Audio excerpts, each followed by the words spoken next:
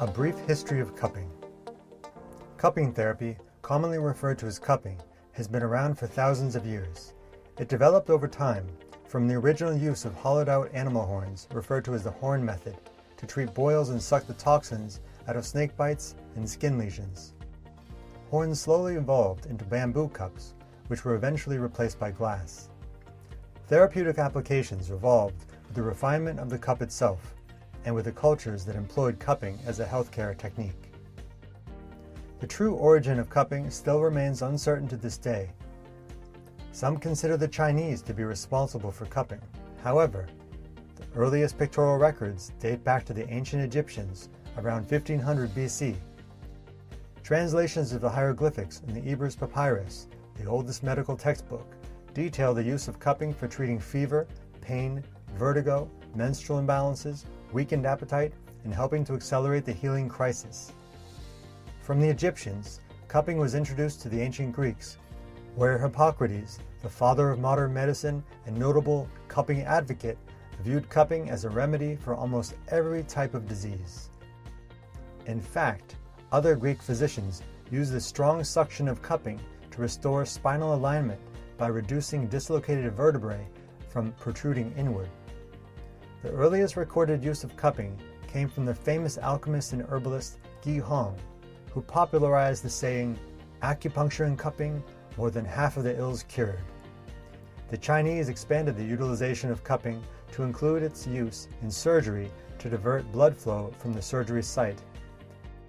In the 1950s, after much extensive research, a collaborative effort between the former Soviet Union and China confirmed the clinical efficacy of cupping therapy. Since then, cupping has become a mainstay of government-sponsored hospitals of traditional Chinese medicine. Eventually, cupping spread to ancient cultures in many countries of Europe and even in the Americas. Throughout the 18th century, European and American doctors widely used cupping in their practices to treat common colds and chest infections, often in the form of wet cupping.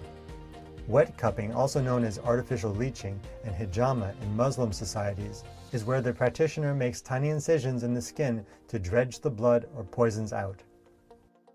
By the late 1800s, cupping lessened in popularity and was severely criticized and discredited by the newly established scientific model of medicine. The new model defined medicine by making the body transparent, focusing on and treating the inside in preference to the outside.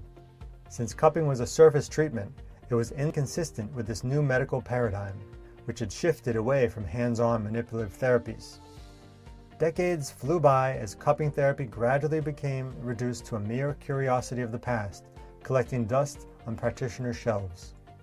In 2004, cupping re-emerged as a hot new celebrity trend in the limelight of a New York film festival, where actress Gwyneth Paltrow's back revealed her fresh cupping marks.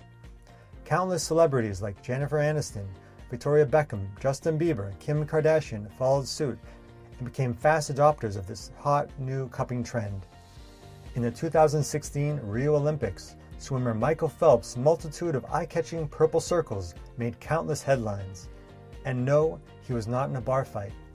Neither did he fall asleep on his 22 gold medals. Michael Phelps' trainers proudly claimed that cupping was a favored recovery modality that helped reduce soreness and sped up the healing of overworked muscles. Phelps wasn't the only Olympian that sported cupping marks. World champion tennis star Serena Williams is also a big believer in the benefits of cupping. It feels like an octopus, although I don't know what an octopus feels like. It looks weird, the cupping. Yeah, I always do it, but I just did it for fun. So it just feels like it's suctioning and it just feels good. A 2015 systematic review and meta-analysis in the Journal of PLOS ONE concluded that cupping could be effective in treating the pain and disability associated with chronic neck pain and chronic low back pain in the short term. In 2016, Leonid Kalichman, a senior lecturer at Ben Gurion University of the Negev in Israel, co-authored a commentary reviewing cupping research in the Journal of Bodywork and Movement Therapies. There is initial scientific evidence that dry cupping is able to reduce musculoskeletal pain. Since cupping is an inexpensive, non-invasive, and low-risk therapeutic modality, we believe that it should be included in the arsenal of musculoskeletal medicine. One thing is certain, and that is cupping is a powerful healing technique that can complement many healthcare modalities ranging from spa treatments to medical massage and physical therapy.